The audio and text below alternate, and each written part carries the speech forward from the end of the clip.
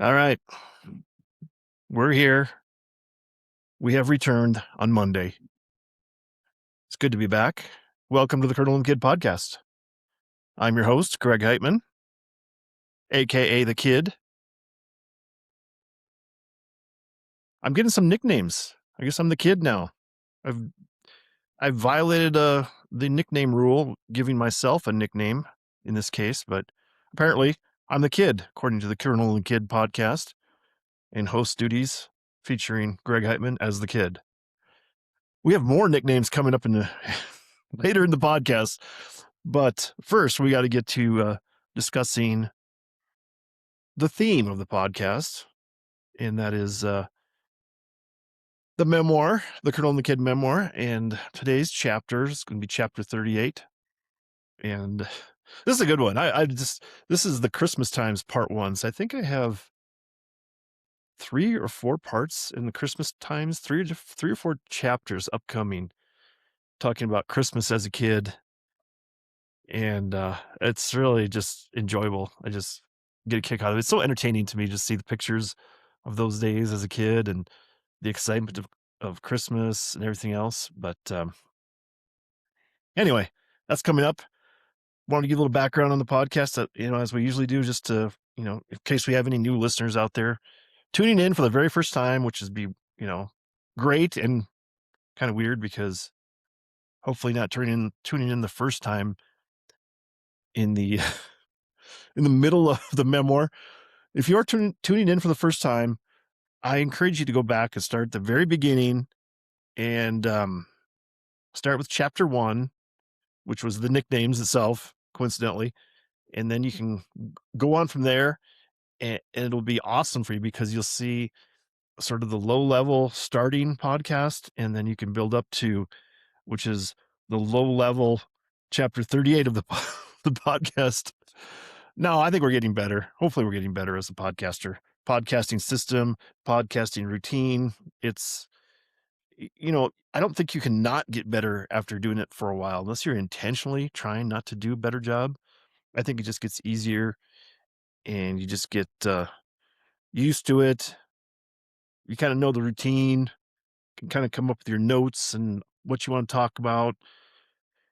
And we have a lot of stuff in this podcast piled up. I don't know if we're going to get to it all because this is a long chapter. I think it's about 2,600 words and 10 photos, maybe more photographs to talk about. And I hate to, I hate to criticize myself so early on in the podcast, but when I'm talking about the photos, it seems like I describe them too in depth. Maybe I start and I can't stop, so to speak. So I'm not going to, worry about that. Try and intentionally watch out and limit myself. But when there's more photographs, the podcast gets longer because I wax poetically about the photographs and the good times of yore. So be prepared for a longer podcast today, which is good for some people. Hopefully kill some time if you're sitting around doing a, monotonous, tedious task. You can have this, your AirPod or whatever device you use in your ear and listen to this and do your work at the same time. For me, I can't do that. If I need to concentrate at all, I can't have a podcast or even music with lyrics and singing in it. I got to go to my smooth jazz, my contemporary jazz, if I'm writing or anything like that, because it seemed like my mind will just start wandering towards singing along in my head with lyrics or whatever it is, and I won't get anything done. So I don't know if anybody else is like that. I know that they have a classical musical channel on Sirius XM. I usually listen to Watercolors, channel 66 on my Sirius XM through my electronic devices.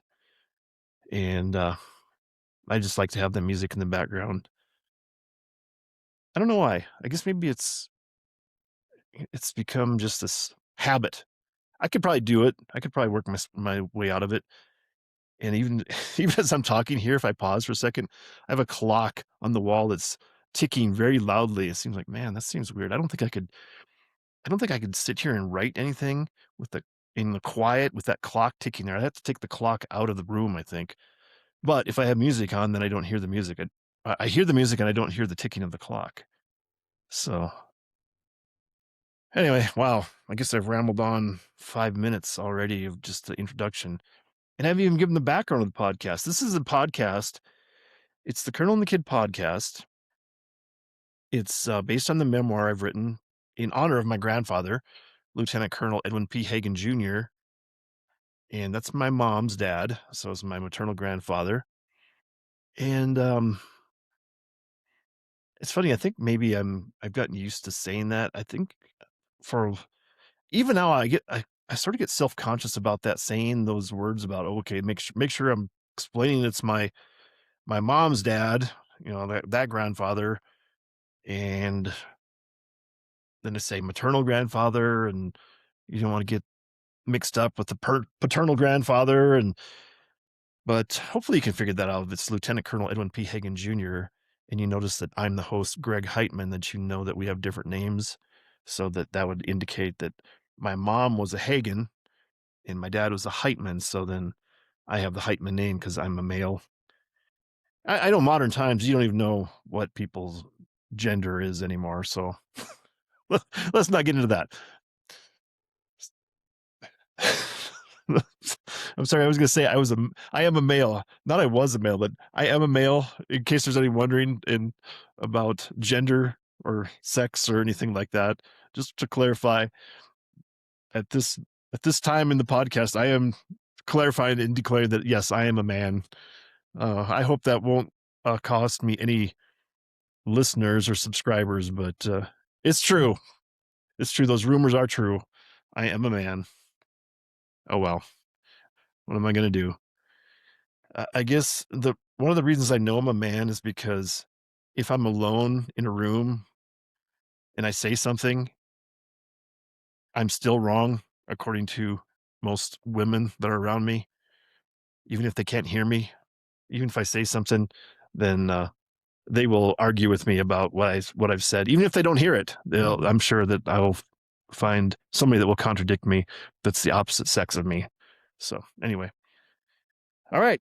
We got that sexist joke in right away at the beginning of the podcast. So good. Mark that down. Check that off the list. So here we are.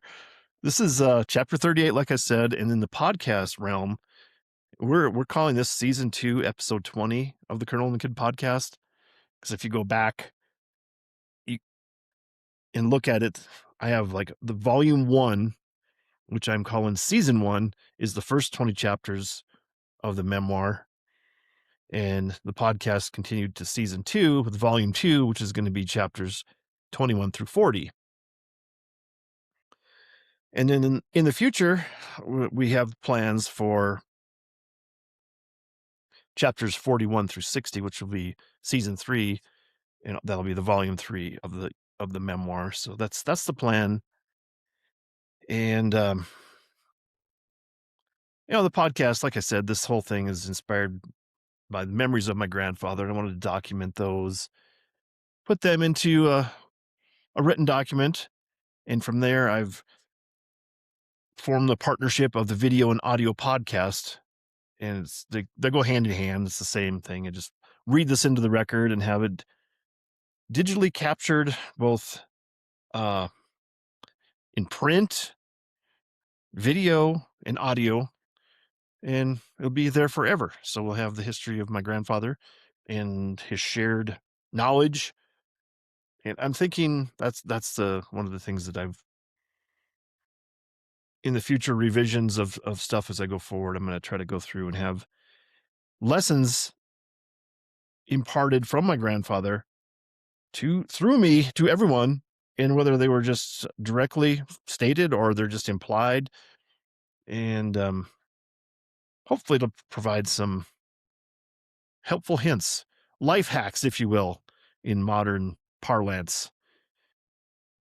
But I also put this comment in here at the start of the podcast every time too, that this is, the memoir is the spine of the podcast, and I'm building out from there, and I have different recurring segments, and the writing exercise of just doing the memoir and writing for me in general was sort of my psychotherapy. And later in the podcast, we have some segments that I think are going to delve into my own, I guess, analysis of the way I think and the way things occur to me. I'm not sure if it's good or bad to share. Well, I think it's funny to share. It's just, it kind of makes me laugh at myself, I guess, in a lot of sense, and wonder how a mind works, particularly my own mind, of how how I reach conclusions on things, or things come to me, or ideas, anything in that realm, especially anything that's along the creative lines. So I like to, I guess to me it's almost like recording how ideas come to me, and just trying to be able to, I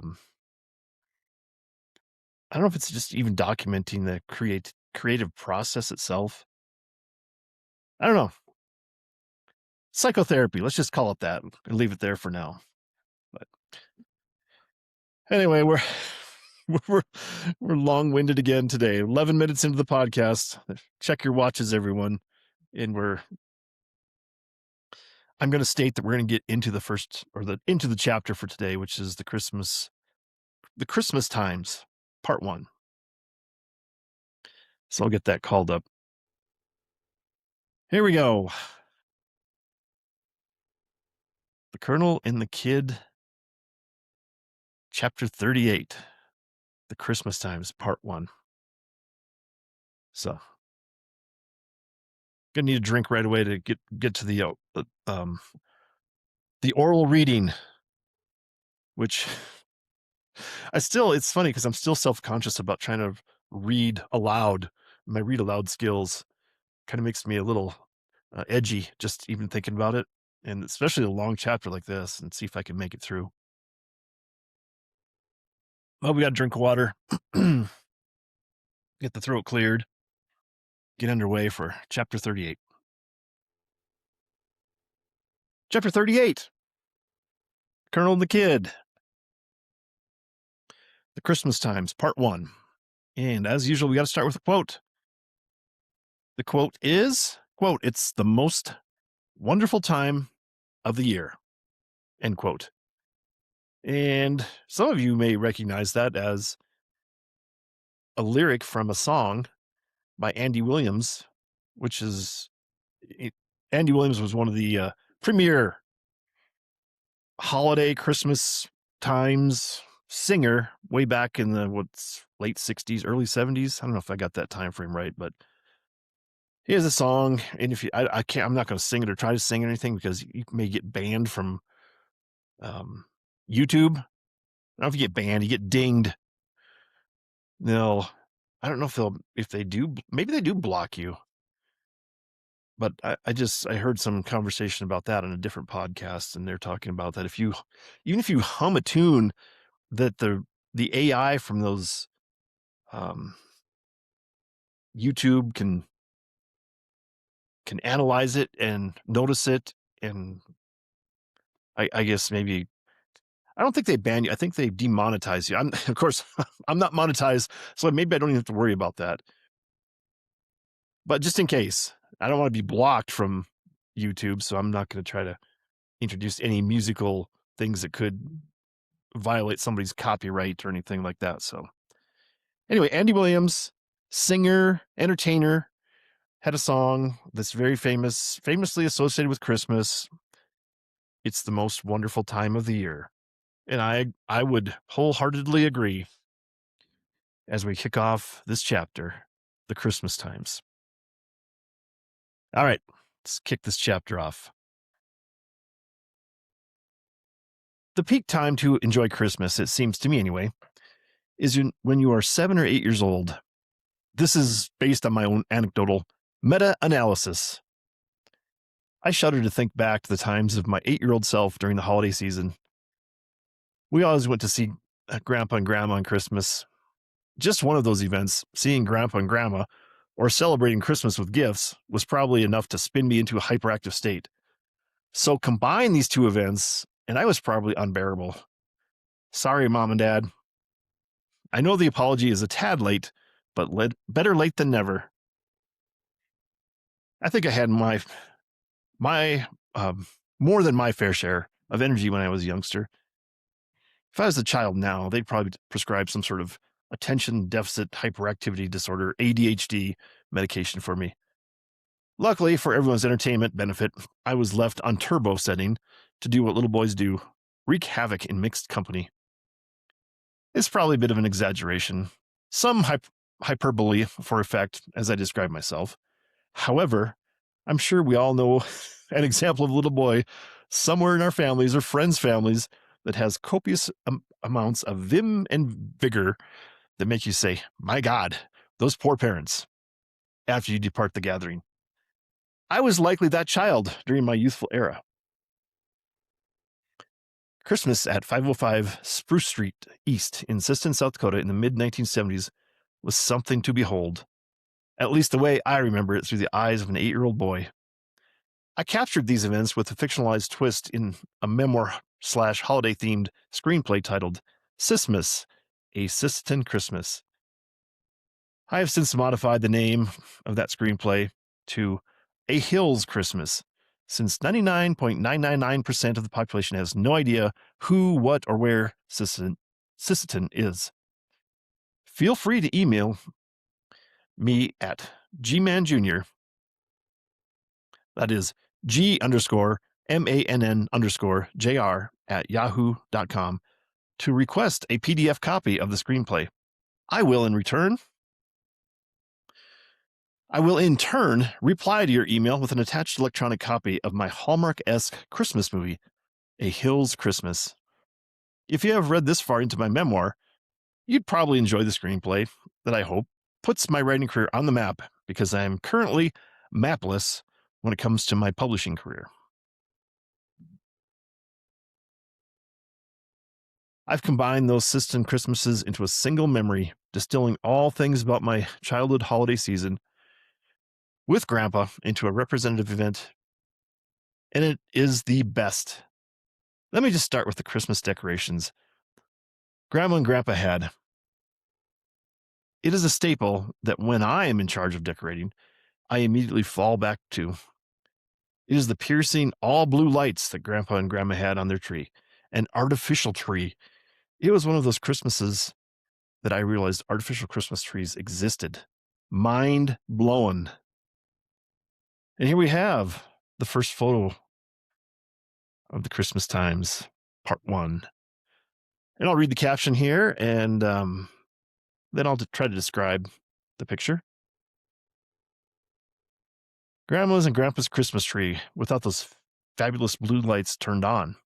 If you look closely, you can see some of those old school giant blue lights that were a house fire in waiting. Photo circa 1976. So this is Grandma and Grandpa Hagen's house at 505 Spruce Street, Siston, South Dakota. And it's an artificial Christmas tree with the silver tinsel draped around it and blue bulbs, and there's some other Christmas decorations, snowflake angels, it looks like. Let's see a little Santa hanging there off the tree. And unfortunately, the lights weren't turned on, but they had these blue, just all blue lights, no multicolored, changing, flickering lights, just solid blue lights that were on all the time. And that just fascinated me as a kid, because I think, my mom and dad had Christmas lights and they were multicolored, and sometimes they would flash. And now in modern times, they have all kinds of stuff. You can have these different settings for lights, but that was my formational time as a kid, and that's what I liked, and that's what I associate with the good memories of being a kid at Christmas. And this picture shows up perfectly. And for me, I look at this photo, especially, I didn't finish describing it, but there's just a ton of wrapped up Christmas presents all around the tree and overflowing everywhere. It seems like, I guess there's a chair. Looks like an orange chair. Maybe there's an orange chair on each side, but they're just covered with Christmas gifts. So you can barely see the chairs, that the chairs are even there. And again, this was at the house in town before grandma moved out in the country. And so it's paneling on the walls. And this was the living room on the main floor living room. And there's a Paul Warcloud etching hanging on the wall for decoration. There's a couple smaller little framed decorative art prints, I guess. They're probably like 8x10 art prints hung over each other. I can't tell what they are, but just very simple wall decorations there at that time. But fantastic tree to start the photos for the memoir off today. So anyway, back to the chapter. I don't really recall any other decorations for Christmas at Grandma and Grandpa's. And truth be told, I probably only remember the tree because that's where the presents were. Christmas is an amazing time to be a child. All the potential in the world is wrapped up in those boxes covered in pretty paper and ribbons and bows. A kid's imagination is kicked into overdrive thinking about all the stuff that might be in those packages. And you were getting gifts for no reason. No reason that I could understand at that age. I'm a little more enlightened now regarding Christmas. Lots of gifts. As a child, there wasn't much that was more thrilling than when the Sears and J.C. Penney Christmas catalogs arrived in the fall. I wonder how many hours I spent paging through those encyclopedic catalogs, circling items and writing my name next to toys that I knew would unlock all the secrets of the world and supply the ultimate in happiness. The act of perusing those catalogs, imagining the greatness of those toys, was probably more exciting than opening the gifts. Maybe not. Tearing off the wrapping paper and laying hands on toys likely edges out dreaming of those same items. But the hype and the buildup of Christmas, fueled by the anticipation and sparked by the visions of what might be, sure helped a kid get through the long nights of winter in the freezing cold. And then we have the second photo of the chapter, and I'll read the caption, then describe a little bit. A Christmas catalog cover from 1980.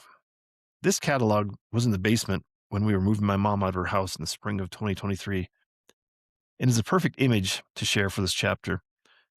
Quote, "Wish book for the 1980 holiday season," end quote.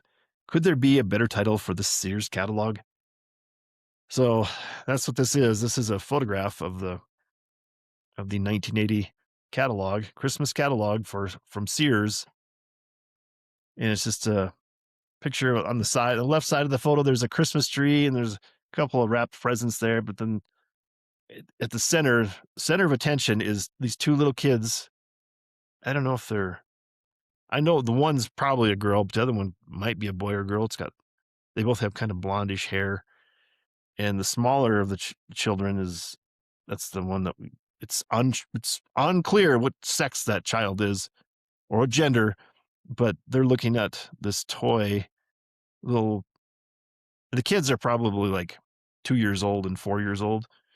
And the older child has like a little Snoopy plush toy in front of her. And then the smaller child has a little like school setting with maybe it's like Fisher Price little kids. And the little kids have matching pajamas on, like red pajama bottoms, and then a white long sleeve, red sleeved long sleeve shirts. And they have like a little image on the white chest of the kids' shirts. They have a Christmas tree and a sled hooked up to a reindeer, and like they're delivering presents. And then way in the background, kind of blurry in the background, are the parents. The parents are sitting on the couch. And the woman, the mom, she's in like a nice big plush robe she's wearing. And the man, it looks like he's wearing like an old-timey long, um, pajama nightshirt, I guess. Maybe that's what it's called, and he's holding up a present, and both the parents are looking lovingly at their kids in front of them, and the kids aren't looking at the camera, they're looking at the toys, and it's just such a contrived, staged picture. It is perfect for the time, 1980, and I I can just imagine all the toys that were, at that time. In 1980, I was 11 years old, so I was probably moving on to a little more sophisticated toys, maybe some handheld computer games. I think those were first coming out at that time. But in the years younger than that, like when I was 7 or 8 years old, at the peak time for being a kid at Christmas, um, I couldn't find any older catalogs than the 1980 holiday season. So anyway, great photo to include in the chapter for Christmas times. So back to the chapter. The tradition as a kid in my household was to open gifts on Christmas Eve with Grandma and Grandpa Hagen. That's just the way it was. It was no different at the year I was about 6 years old, and typical events leading up to opening gifts don't register that well. I'm sure Grandma put on a great supper, and us kids, greeting me along with Kathy's two daughters, uh, Aunt Kathy, Aunt Kathy's two daughters, Jackie and Christy, got our pajamas on as ordered and tried to wait patiently for the sorting of the gifts and then the prime time event of opening presents. I'm sure I was well behaved, a perfect little gentleman as I passed the time. Things began to go sideways early on. I remember peripherally hearing that Mom and Kathy was my mom's sister, they were going to go with Grandma and Grandpa to visit Grandpa's mom and dad at the nursing home. They decided to go ahead and run over to wish them a Merry Christmas. This was torturous. I knew this was going to delay the presents opening schedule, but that was okay. I could handle things. I was a big boy.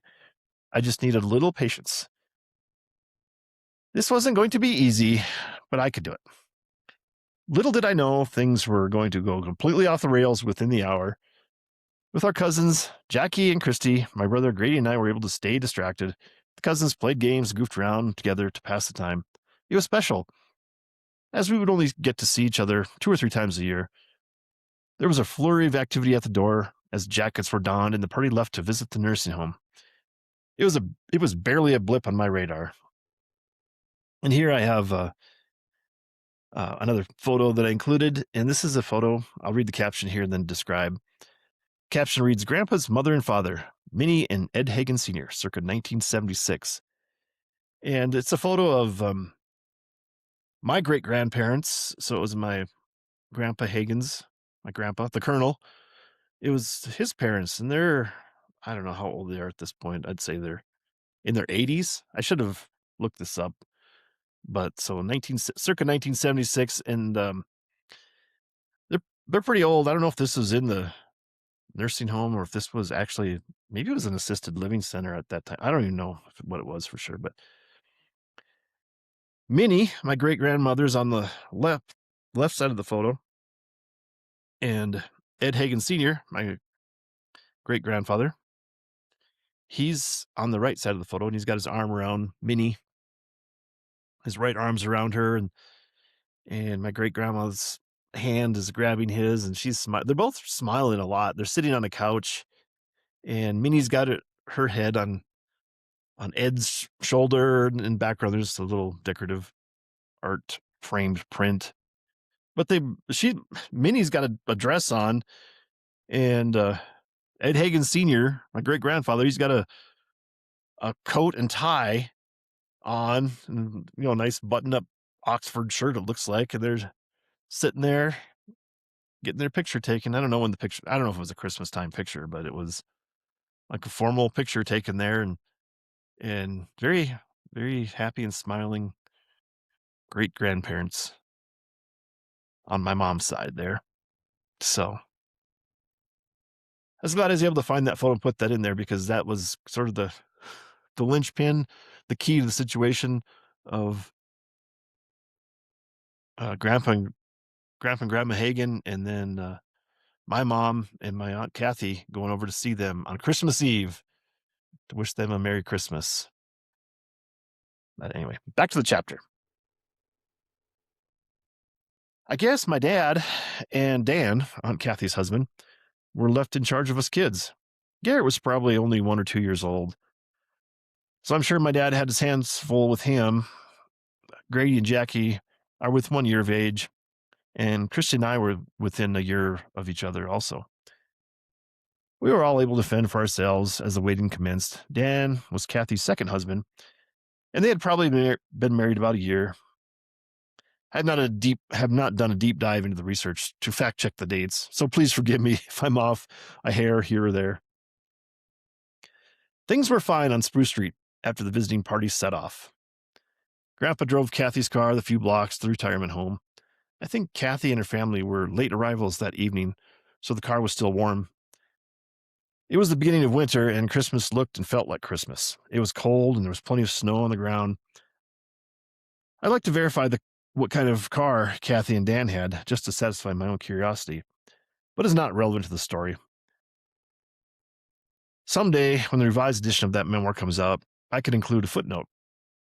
But I think Kathy's and Dan's vehicle was likely a Plymouth Valiant. The model year is a little harder to pin down, but my guess it was from the late 1960s. I suspect this car was a hand-me-down from Grandpa. That kind of car was what Grandpa used for his rural route mail delivery. So based on the information I had researched for a future chapter, this conclusion fits into that formula. As I mentioned, it was cold. It was getting later in the evening, and this was small town Siston, South Dakota. So it wasn't much of a thought for Grandpa to leave the car parked on the street with the engine running to keep it warm. Grandma and Grandpa, along with Kathy and Mom, just popped in to see Minnie and Ed Hagen Jr. Ed Hagen Sr. I don't think their visit was probably more than 15 minutes, if that. With hugs and kisses, holiday well wishes, and a couple of token gifts delivered, the visiting party headed out to the street and to the waiting car. This is where things took a turn. There was no car. Apparently, Grandpa had hustled ahead of everyone out to the street where the car should have been parked. He looked up and down the street and then took off running for a block or so, as if he were a bloodhound tracking down the stolen vehicle. Yes, the vehicle had been stolen. Oh my God.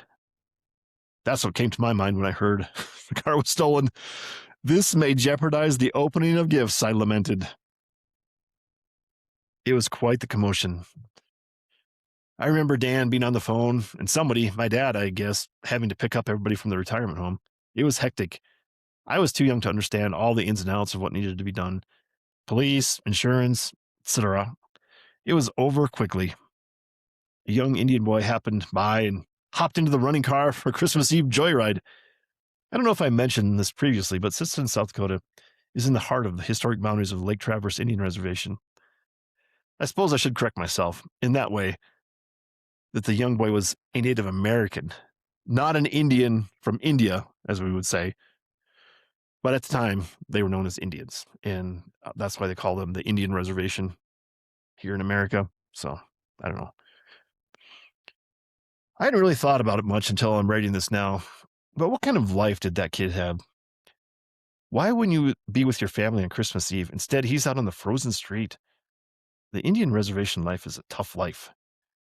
I mentioned insurance. Yes, insurance was needed because the kid on his joyride crashed the car on the slick roads almost immediately as he got out of town.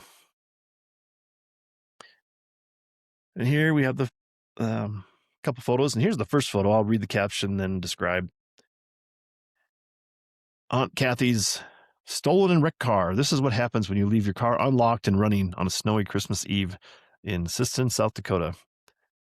And this is a photo taken from a car, because you probably a third of the photo is the rear view mirror, the outside rear view mirror of the car. Whoever was driving took this photo from the car as they drove by the parking lot where they hauled damaged or stalled vehicles that got towed in.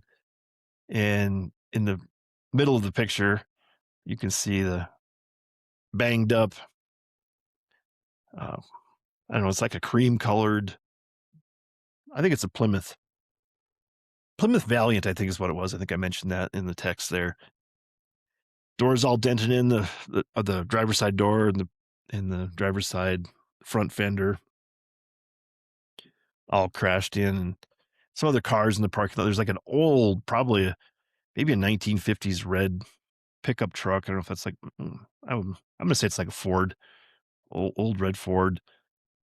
And then there's probably, it looks like a Chevy. I would say that's like a mid 70s Chevy. I'm going to call it a Chevy Caprice. That's what I'll say.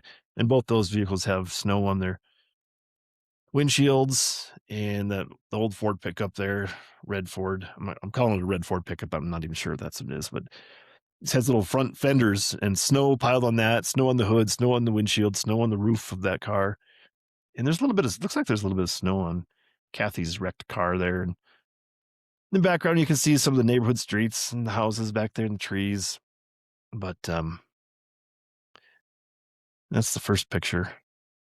And the second picture, I'll read the caption. The caption reads, "On Kathy's stolen and wrecked car.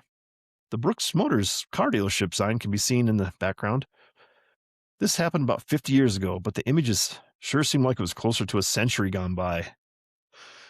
And yeah, this is just the color of the photo. I mean, maybe the colors have faded a little bit, but you can see this is like a side view of the vehicle, and he must have slid off the road and hit a tree or a utility pole or something, because it looks like he hit perfectly on the line between the passengers, the rear passenger, or the rear driver's side and the door, and the front driver's side door. It's a 4-door Plymouth. That's what we're calling it.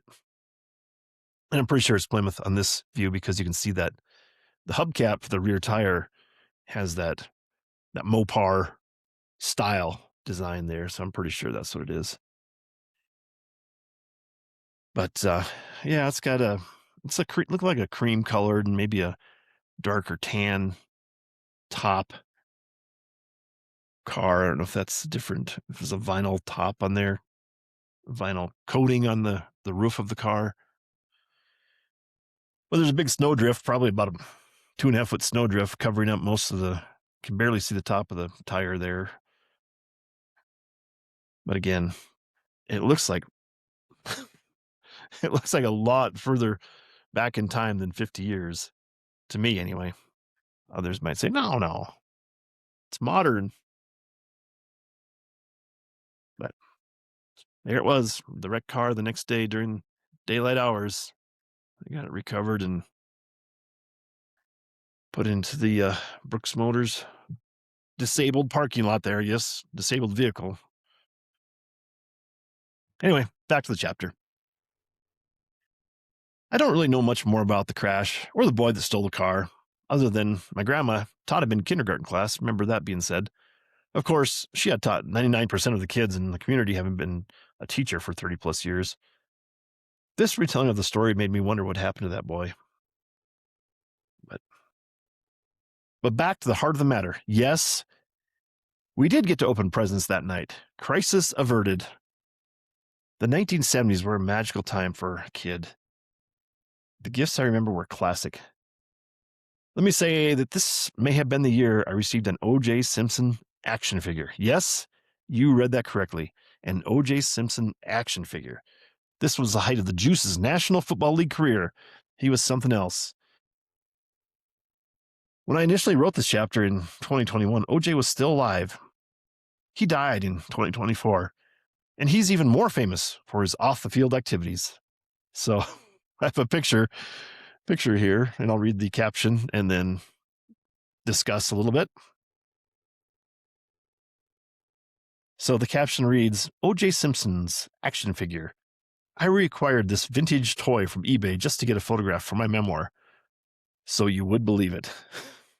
So this is the box. It's in the box. It's not mint in the box, but it's a picture of O.J.'s. Well, In the box, there's a little clear plastic over the action figure, and on the side of most of the box is made up of an image of O.J. Simpson as a Buffalo Bill for the NFL Buffalo Bills, and it says in quotes the juice and OJ in bigger letters, and then Simpson in smaller letters. Super pro, and it's a picture of him running the ball, carrying the ball. He's got the ball tucked under his arm, and he's running along. And in the background, it's blurry. You can see the crowd and people standing on the sidelines. And it says 9.5-inch fully jointed OJ action figure. And then on the other side says ages 3 and over. And I can't read what it says about what brand it is. Shindina Toys or something. So the action figure has got his football sweater and football pads and football pants and cleats and red and blue striped at the top over the calf socks he's wearing. And he's got his Buffalo Bills football helmet in hand. And I don't think that the helmet's blue, so I don't think that's quite the correct NFL helmet. That would be match the actual O.J. Simpson game worn Buffalo Bills helmet.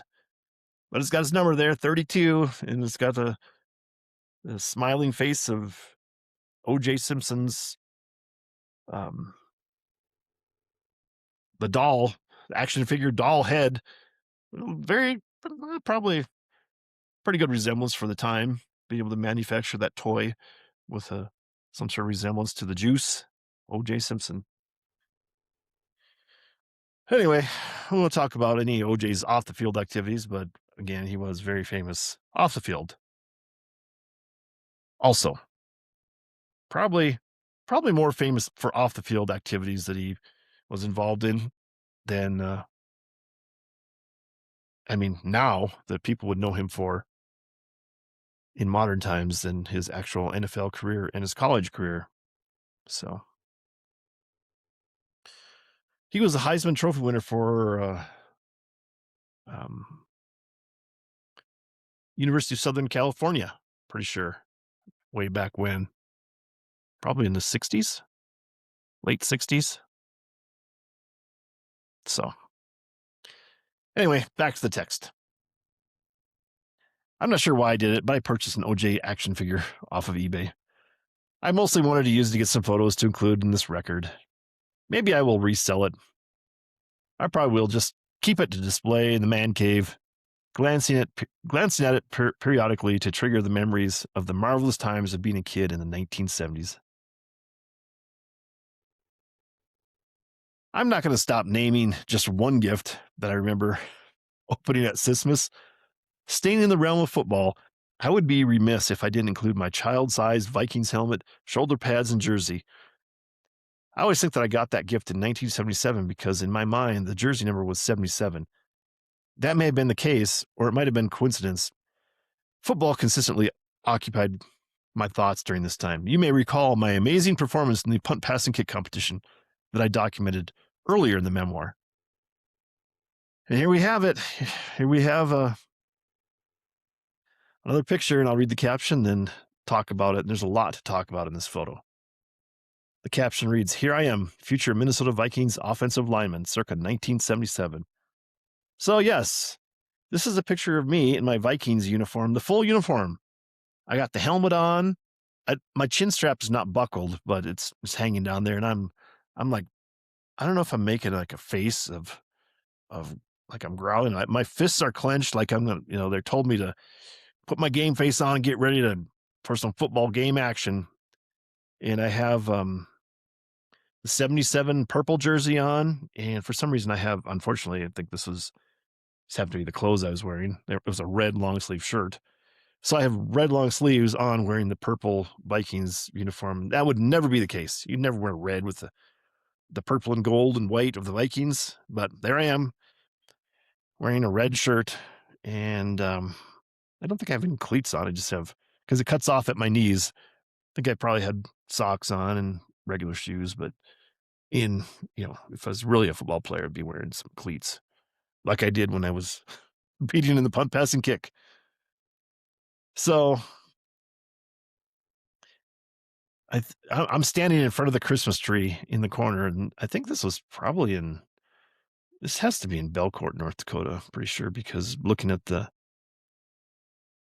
location of the Christmas tree, and I think pretty sure the carpet's orange there, and that was where the carpet was orange in Belcourt.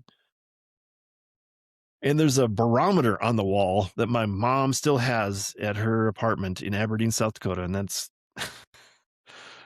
man, that is some old school weather forecasting equipment there, still hanging, still actively available for use, predicting the high pressure and low pressure coming through.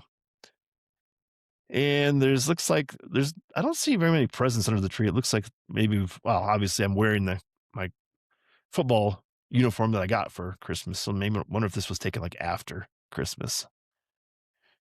But the tree, I think that's an artificial, I'm pretty sure that's an artificial tree. And it looks like it's got red and gold tinsel and red and gold bulbs decorating it. I don't think the lights are on that tree.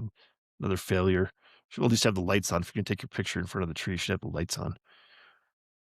So I wanted to note that on the left side of the photo, just to my right, that's the big console TV. You can just barely see it. And there's probably like a 14 or 16-inch Ronald McDonald doll sitting on the ground, sitting on the floor, leaning up against the TV. First, I don't know if that's part of the decorations that my mom, the red and yellow to match the colors of the tree decorations, but that's kind of, I don't know. Clowns are creepy. Ronald McDonald as a doll, stuffed doll, that's very weird and kind of creepy to me. So I say that's just to to my right side there, down by my knee. And then on my left side, there's a little plastic Santa Claus. You can partially see him there, standing there. And then behind that, it looks like there's like one of the elf on the shelf type dolls, which I didn't know that was what that was called until later in the last 10 or so years, where that became a thing, putting the elf on the shelf. And then on top of the TV, I guess back to the right side of the photo, you can barely catch, you probably don't know what it is unless you've have one yourself, but it's pretty sure that was like an angel decoration, probably like a 12-inch tall decoration. And it might have been a musical wind-up toy. Seems like in my mind, that's what I remember, that the bottom, you could twist it, and then the angel would sit on that base, and it would play just like a little tune, and like a music box type tune, and spin around. I don't know if that's correct. Maybe I'm imagining that. Maybe my mom can confirm that for me later, and I can put that in the corrections section of the memoir and the podcast. So, but classic photo. Love the photo. And I was never an offensive lineman. Maybe I should have been, but I was kind of smaller, medium size. I was more of a speed threat athlete. Played quarterback in high school. So no number 77 for me when I actually played. And then here's another photo just added here. There's two photos, and they got one caption, so I'll just describe them together. The caption reads, "The old Vikings helmet, part of my 1977 Christmas gift, along with the Minnesota Vikings uniform, recovered from my parents' backyard storage shed in April 2021." So this is amazing that this lasted all those years. And it's the purple helmet. It's taken it looks worse for the wear in this case, but it's that classic, just two bar face mask and deep purple color, and the stickers of the Vikings horns on the helmet, the white horns with the gold around the front of the widest part of the horn, and the stickers are in bad shape. One's peeled off completely, except for right around the base, and the other one's mostly crumpled up. So kind of a sad sad image of the football helmet. And I actually have that helmet. I confiscated that from my mom's shed, and it's hanging out in my garage now. Don't know if I'll ever try to work to get that restored. Maybe I'll just buy myself a new Vikings helmet to display in the man cave. That'd be probably a lot simpler. It might be less expensive than trying to restore it too, but it's there. We have the helmet still. Anyway, more to follow on that in the future, possibly. Maybe that could become a podcast in itself. But back to the chapter. What about the pocket fisherman? Does that ring a bell with anyone? I remember everyone getting one of those contraptions for Christmas in the 1970s. What kind of pockets do you have that would accommodate that fishing rod and reel? It was giant. It was quite the marketing example of Ron Popeil's genius as an inventor, but mostly a pitchman for his company, the aptly named Ronco. Ron Popeil, by the way, is still alive at the time I'm writing this. He's in his late 80s. And I add parenthetically that I think I wrote this in 2021. I'm pretty sure he's passed away now. And I should have put that as a footnote in here, but I didn't. So if you want to look that up and add that to the corrections portion of the podcast for next week, please feel free. You can email me at the email address I shared previously, gmanjr@yahoo.com. There you go. I remember that I got a green tackle box from Grandpa. Grady got a tan one. I wonder where that tackle box is. I wonder if that was the same Christmas that I got a pocket fisherman. So many questions. I believe it was in this era that we got shared gifts for us boys. Stretch Armstrong and Stretch Monster were such gifts. Those things were very odd toys, made from, quote, space age, end quote, type material. Stretch Armstrong was a dense, rubbery type doll in the shape of a bodybuilder that was about 14 inches tall. Grady could grab the arms, I could grab the legs and just pull. The little guy would deform, and then when we let go, like a miracle, it would return to its natural shape. Stretch Monster was similar, except he was a Swamp Thing looking doll. And then here we have another picture, and this is, I'll read the quote, or I'll read the caption, and then I'll talk a little bit about the photo. And the quote reads, "Photo of modern day Stretch Armstrong." So I think I also bought this, and I took a photo of this off of eBay strictly to get the photo. Again, like the O.J. Simpson doll action figure. This was the, I guess, I don't know if it's more modern day. Maybe it was. I don't think the materials lasted. So I think these are more modern day. And this is the Stretch Armstrong doll. And I think I had this for a year, and just the chemicals they use inside and the material, it just gets brittle over time. And I think after a year, I tried to stretch a little bit. And I think it just broke its arm right away. And I don't think I have it anymore. I think I might have thrown it away. I'm not sure.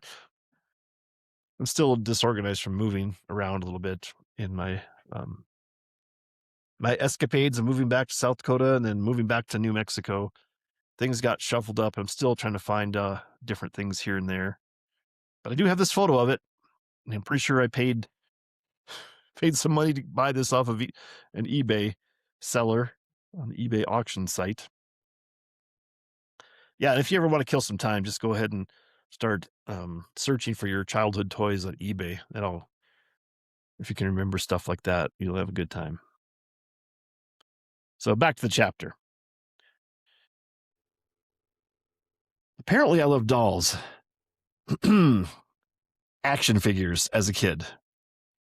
Geronimo and Johnny West helped round out that collection of dolls. Action figures. The Geronimo action figure was an image of the Apache Indian chief himself, and he came with about 100 pieces of accoutrements. Johnny West was similar to Geronimo in that he had a ton of accessories for riding the range. Put them together and you could have a nice Cowboys versus Indians challenge. And here we have some photos, and I'll read the captions and describe a little bit. The first caption reads, "Johnny West and Geronimo action figures." So this is This is just these dolls.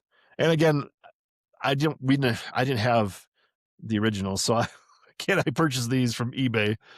Did some searching. It was kind of a good hunt to find some quality Johnny West and Geronimo action figures, and they were the Johnny West figure. He's got his chaps on. He's got spurs and a vest and a bandana, and he's holding a pistol in each hand. I think he's also got a pistol holster on there. And they're just made of this hard plastic. And then the accessories they have, like the clothing accessories, the chaps and the vest, were kind of this softer, pliable vinyl material. But then the other accessories, like the pistols, and maybe that's a rifle he's holding. I can't remember here. Can't quite see it. So those were a little harder plastic, but they're very, very well, very much quality images of, scale models of the actual utilities, like the pistols and stuff. Very, very well done toys, I thought. Oh, cowboy hat. He's got the good Johnny West cowboy hat that he's wearing. And then in the same photo on the right side of the photo is Geronimo. Geronimo's got the buckskin, kind of grayish clothing, and he's got a headband and a little chest protector. That I guess was probably like, suppose, bone, to shield your chest from arrows or whatever when you're out in Indian fights. And he's got some sort of I don't know, it's a knife sheath around his belt, and he's holding the bow in his hand. And Geronimo's very much, his skin tone is very red compared to the really pale Johnny West figure. And then I have separate photos and all their gear here, and I'll read the caption and then describe photos of Johnny West and Geronimo action figures with some of their gear. So the left photo, just Geronimo by himself, and he's got his little quiver full of arrows, and he's holding his bow still as above it, but he's at his feet here. I got some other stuff. He's got like a war chief headdress that's laying down on the counter by his feet, a spear, like a drum, a shield, a little war club, peace pipe, knife sheath. Looks like a couple of little feathers. He's got like the little bandana with the two little feathers that he's wearing, but he's also got the horn helmet. It's like a buffalo hide with the horns sticking out. He's not wearing that. That's just on the ground there by his feet. And maybe like a mask, I guess, and a little leather bag. I don't know if that's like a saddle blanket there with it.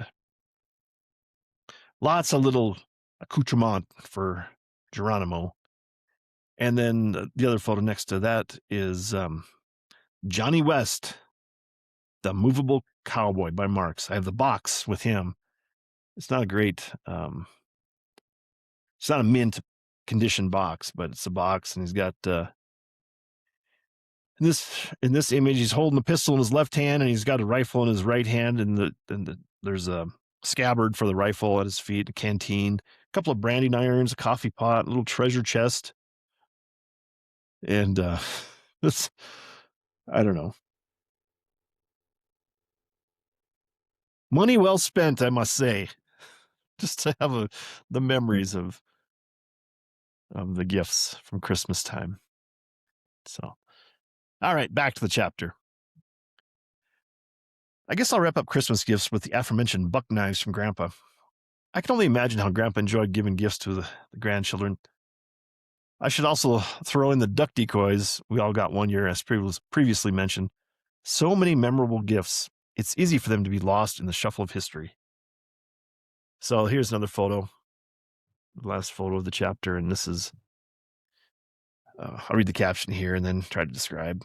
The caption reads, "Modern day photo of the buck knife from Grandpa, given to the grandsons for Christmas, circa 1976." So I'm not sure if I showed this a photo of the knife before, a different photo, but this is, I should have gotten the model number, but it's not a folding knife. It's probably about a 10-inch knife.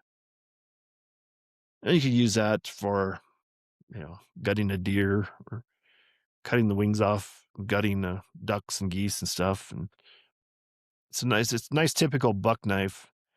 It's got the black poly type material handles and silverish nickel, probably I think nickel bolster there to protect the hand from the blade.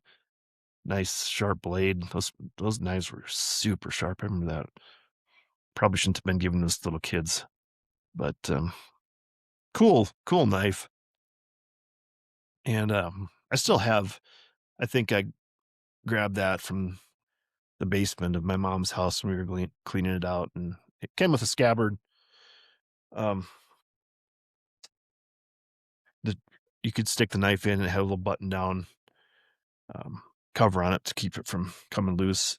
But then it had a little belt loop. But apparently, one of our dogs, Shadow or Mickey, I think it was Shadow, probably got a hold of it and chewed off the little leather belt loop so you could hook it to your belt when you're out hunting and stuff. But anyway, still got that someplace. I don't know. Wonder where I put that. Might be in my gun safe just for safekeeping, just for historical purposes. But anyway, it's somewhere in the house. All right, that's it. We'll finish out the chapter and move on. So back to the chapter. This is just part one of the Christmas times. I am surprised that I can have 4 chapters dedicated to family Christmas gatherings. I guess it is just an indication of the incredible joyous stamp left on my brain regarding Christmas as a child. I still love Christmas, likely because I enjoyed it so much as a kid. As Andy Williams sings the quote at the start of this chapter about Christmas, it is the most wonderful time of the year. So that's it. And we have a different quote to end the chapter. This time from a great, I guess I would say, an adopted South Dakotan. I don't think she was born there, but lived significant amount of time there. Laura Ingalls Wilder from Little House on the Prairie fame. She has a great Christmas quote here, and I quote, "Our hearts grow tender with childhood memories and love of kindred, and we are better throughout the year for having, in spirit, become a child again at Christmas time," end quote. So Laura Ingalls Wilder had I guess, really memorable Christmas time experience and was able to capture that with that quote. And I think it really sums up my feelings towards Christmas also. And I would add here at the end that, if I guess Christmas is a time for kids. And if you're not around kids at Christmas, then I guess you're missing out. And since I never had kids, I had to enjoy adult Christmases through nieces and nephews and everything else like that. But still, if you get around the kids that are like the 5 and 6-year-old, 7-year-olds, and they're just opening Christmas presents and they're getting their toys and different things now that I've seen that come to see, well, it's most of the time it seems like it's video games, but those aren't. I don't think those derive as much joy at the time opening as much as like regular toys. And I would say like modern Legos, that's the biggest thing that kids just love because it's so much hands-on compared to video games where you just have controller and you're trying to do, images on a screen versus actually be able to touch it and build it yourself and have that imagination that comes with those hands-on toys, I guess, versus video games. Anyway, that's one of my critique about Christmas toys and the way I enjoyed toys and having action figures and using your imagination to put them in situations and solve problems or to have adventures through the toys themselves, the action figures going outside on adventures and things like that. And I don't know, good times. Particularly enjoyable chapter for me. That's it. That's chapter 38 from the Christmas Times, part 1 from the Colonel and the Kid memoir. And glad I could share it today. So, all right, there you go, people. If you're there just for the memoir, you can drop off the podcast if you want. But we got more stuff to talk about um, on the regular podcast. So we branch off the spine of the podcast, which was the memoir in this case, and we're into the peripheral podcast parts, the 3 Ps, if you will, the triple P, peripheral podcast parts. First of all, this is, and I just enjoy this to no end, is we have the corrections section that I start with. And I listened to the previous podcast, and I said something about, it was in the sports update talking about the NCAA tournament. And I was talking about the pit in Albuquerque in 1983, I believe it was, when North Carolina State beat Houston. And I don't know if I said North Carolina State Wolfpack, but I know I heard by myself say the Houston Rockets, which just, when I heard that, it's like, oh my God, that's just so hilarious. Just how your mind works and what you think you're saying versus what you should be saying. And of course, it's not Houston Rockets. They didn't play the NCAA tournament against a professional NBA basketball team, which is the Houston Rockets. It was the Houston Cougars. And at the time, that was, what was it? That was Hakeem Olajuwon, Clyde Drexler, and they were Phi Slamma Jamma. They were like they were supposed to win that championship that year, and NC State had one of the biggest upsets of all time.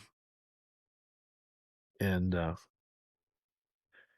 it was Jim Valvano was the coach, young Jim Valvano. You see the pictures of him running around the court, and Jimmy V, he died way too soon of brain cancer. And he's well remembered now on ESPN every year. And they have the Jimmy V Foundation raise money to help cancer research, and classic times. But anyway, it's so funny to hear. I mean, to go back and listen to myself on the podcast and have errors and things like that. It just strikes me as so hilarious. I just burst out laughing when I hear them. It's like, oh my God, how does a person's brain work so that I know what I was thinking correctly, but then you say just the wrong thing. It's funny. It's so funny to me. But anyway, moving on past NCAA basketball. That's yesterday's news. That's far, far over. That's a week and a half ago already. So guess what? It's baseball update time. So here you go. Here's the Teener baseball book I'm holding up for those of you not watching the video podcast on YouTube video. And there I'm pointing to the poster, the Teener baseball poster. And below that is the O'Farrell Hat Company box, the top of the hat box. And I'm wearing my O'Farrell hat, because that's what I do for the podcast. That's become, it's become the routine to wear my hat, my fancy hat. Oh, and I wanted to point out for those not watching the video, I'm wearing my blue flannel shirt, my plaid flannel shirt. It's got the bluish colors, blue, black, and white and gray. This is one of my favorite flannel shirt colors combination. And this goes back, there's some, I think I've had one like this style. I mean, throughout my life, it seems like I've always had kind of this color scheme for flannel shirts. I have a lot of flannel shirts, and I try to wear one each time, get dressed up for the podcast, and take advantage of my wardrobe. But I have many, many flannel shirts in the plaid style. But this is one of my favorite color combos of all time. This bluish white one. So glad to be wearing that today. I could tell that's very well received by my listeners, and maybe I could get my own merch, my own flannel line of shirts to be sold. Sounds like I'm going to make a note of that. I think I have some more merch possibly coming up in the future too. Anyway, that's the baseball update for Teener baseball. But I think I had promised I was going to give my Minnesota Twins update for at least their record, each incremental record when I have a podcast. So luckily, I remembered to look that up before I got on the started doing the podcast today. And the Twins, as of this morning, haven't played yet. So the Minnesota Twins are 9-7 so far. That's a 0.563 winning percentage. So they're above 500. And they're tied with the Indians, the Cleveland Indians, for the best record in the American League. I mean, can you believe it? They're one of the best teams right now in the American League. 16 games in. Who would have thunk? Not me.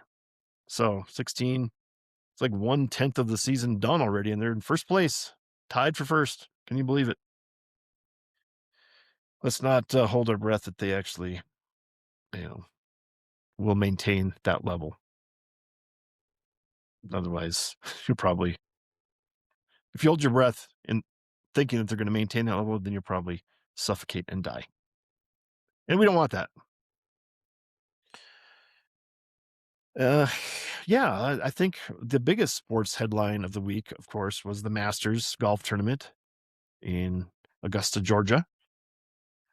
And Rory McIlroy won a Masters tournament, back-to-back Masters. He's the fourth back-to-back Masters winner ever. So I don't know who, if it was Jack Nicklaus, Nick Faldo, Tiger Woods, and now Rory McIlroy. They won back-to-back Masters in their careers. So a tradition unlike any other, according to CBS Sports. Jim Nance as the announcer. That's contrary to this podcast, which is a tradition just like any other tradition that you can imagine. This is similar to that in this podcast. That's what we're doing here. This is a culture podcast, so we're trying to get down to the lowest common denominator so we can have a discussion about the culture. So it's a tradition just like any other. Yeah, I think I went way, way, way too far to try to get that landed, and I don't think it landed well. I don't know. I mean, the pretentiousness of the way the Masters is presented and talked about, that that is a tradition unlike any other. I noticed, I did notice, I did watch a lot of the Masters. It's very interesting. It's just amazing to see that that course looks so good.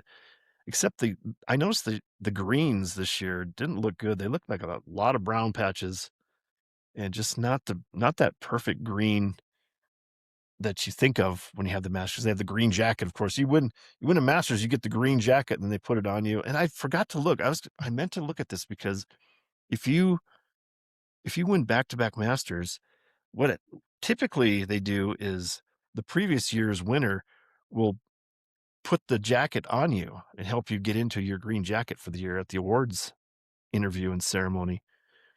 So I forgot to look up to see if Rory just put the jacket on himself or if it was just one of the members, or if it was the previous year, previous year.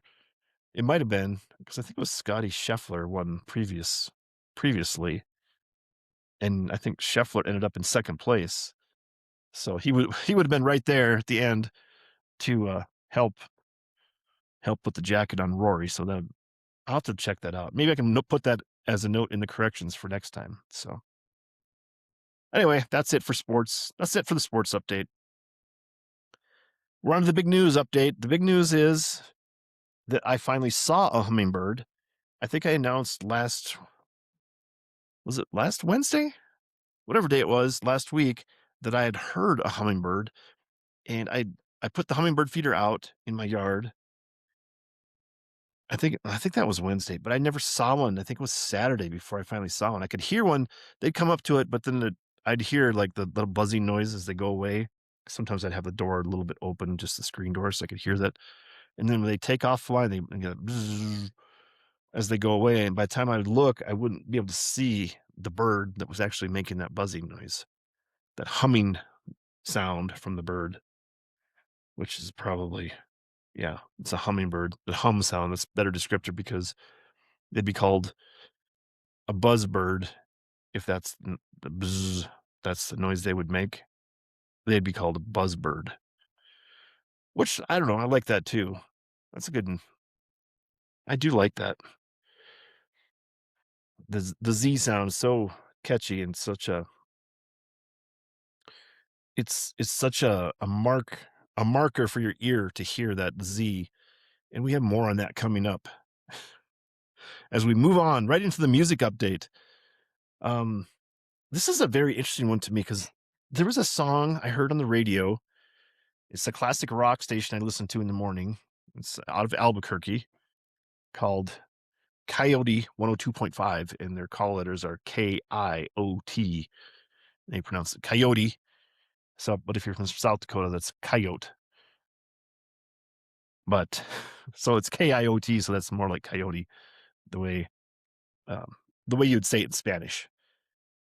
So I heard a song on the classic rock station, and I had never heard it before. So I got my iPhone out as it was playing, and I asked what song it was, and it was called "Hunger Strike" by Temple of the Dog.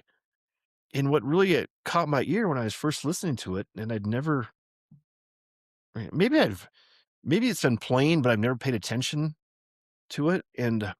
But I thought it was a Pearl Jam song.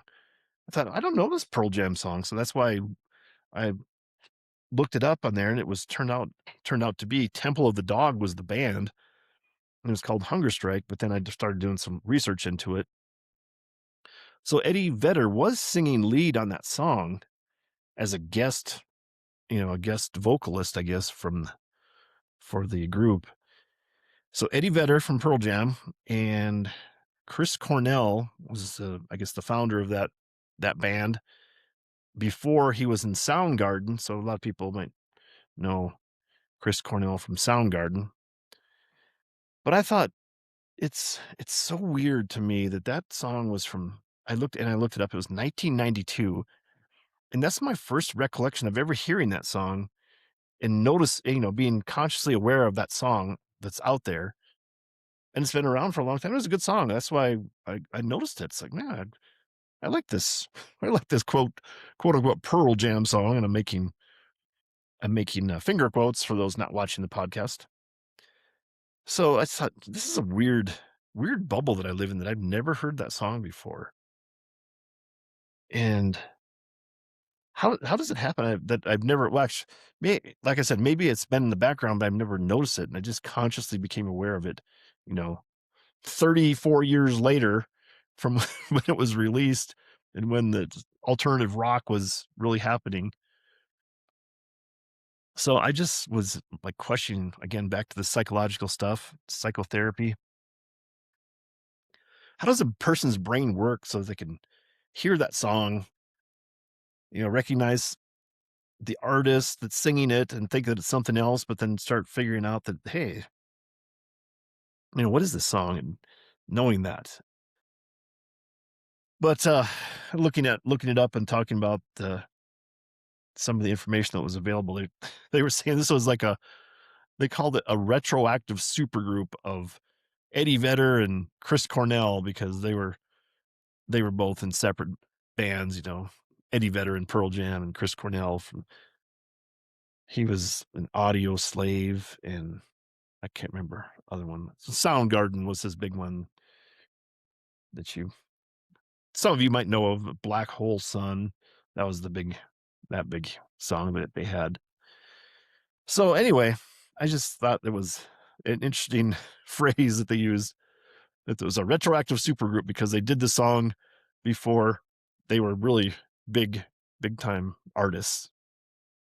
before they were really famous in their own individual rights, they had come together to make their own super group.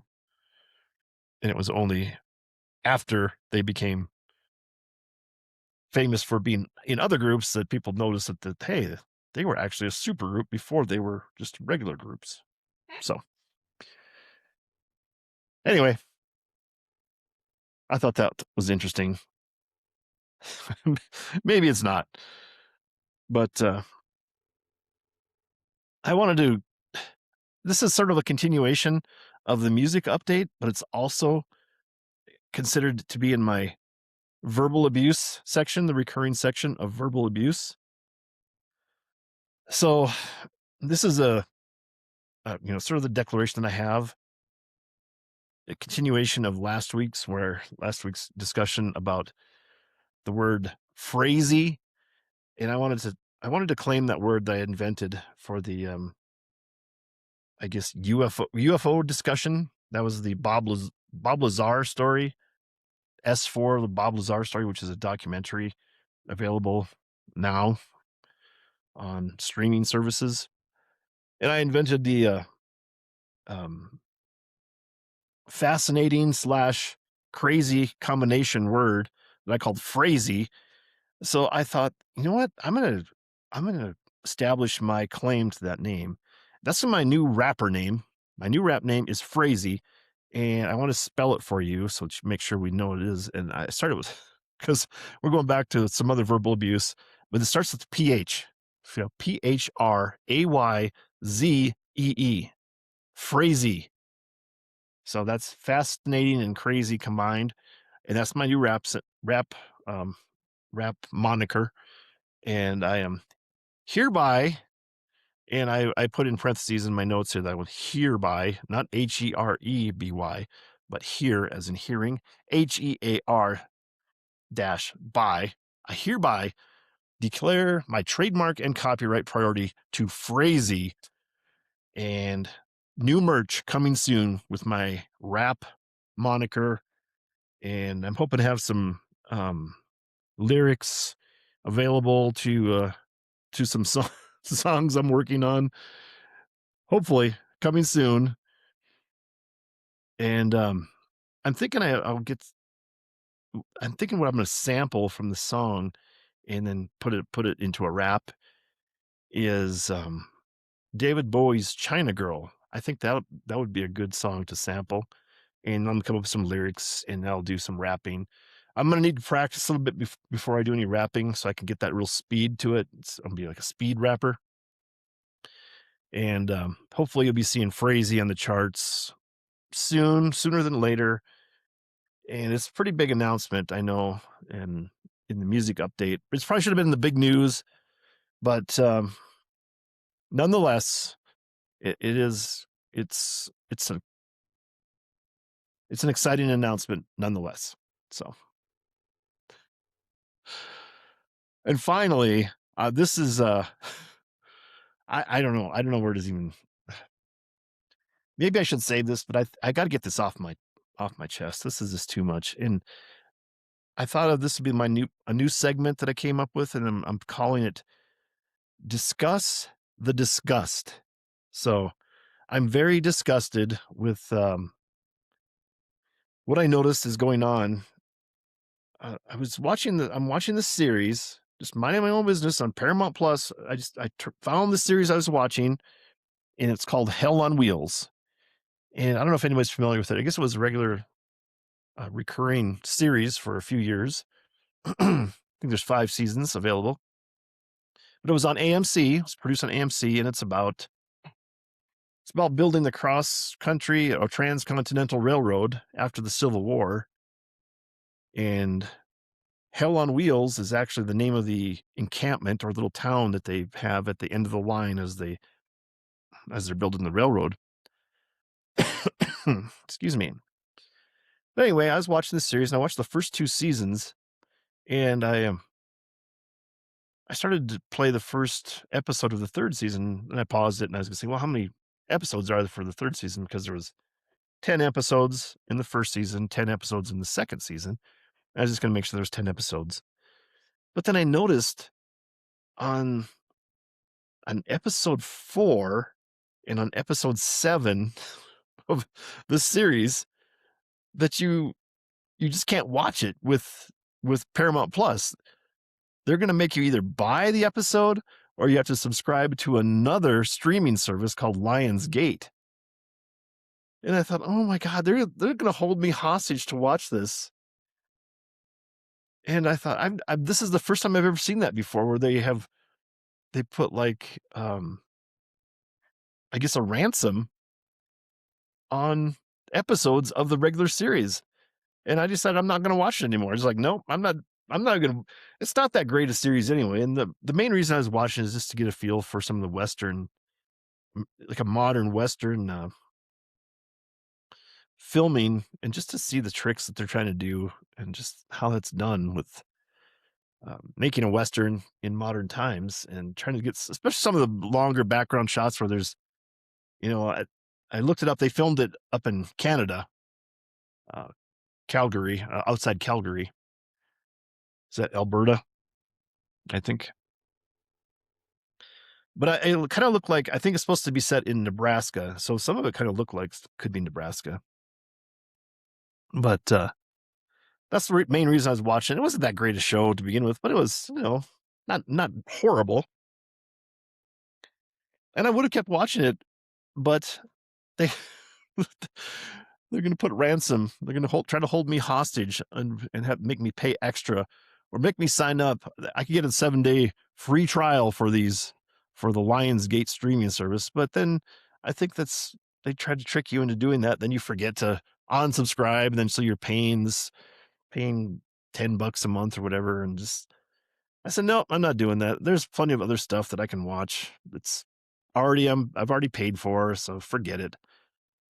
So that's my disgust. I'm discussing my disgust of my own doing of watching stupid TV shows and paying for streaming services that are they just I mean, it's just all about grubbing, money grabbing scenarios now. And I think, I mean, eventually it's just going to drive me completely away from watching TV. I'm going to probably have to start reading books again the way it's going because I just cannot take all these problems of paying for paying all this extra money just to be able to watch TV. I just have to hook my antenna back up and maybe watch normal TV and get rid of my um, YouTube TV that I have. I already ranted about those problems I had with them because they lost their ESPN for a little while and they gave me a pittance back, like $10 credit or something, because they couldn't come to agreement with Disney and ESPN, so they lost ABC for a while. And it's not worth it. It's not worth it to me. And now my Samsung TV that I have, I don't recommend Samsung because they're terrible apparently. They're having trouble trying to stream my Minnesota Twins through the MLB app, and apparently there's some glitch where it's all pixelated, and then some of them just quits and just sit there and spin. So then I had to hook up the Fire Stick to the TV and run it through the Fire Stick to be able to watch MLB with any sort of clarity. And then it seems like the audio is off half the time, where it's maybe a second and a half to 2 seconds off. So you can hear him. Well, you see him swing and hit the ball, then all of a sudden you hear the click of the bat, and then the announcer, "Oh, there's a base hit," and the guy's already running. It's so hilarious where it's not instantaneously synced together like that for audio and video.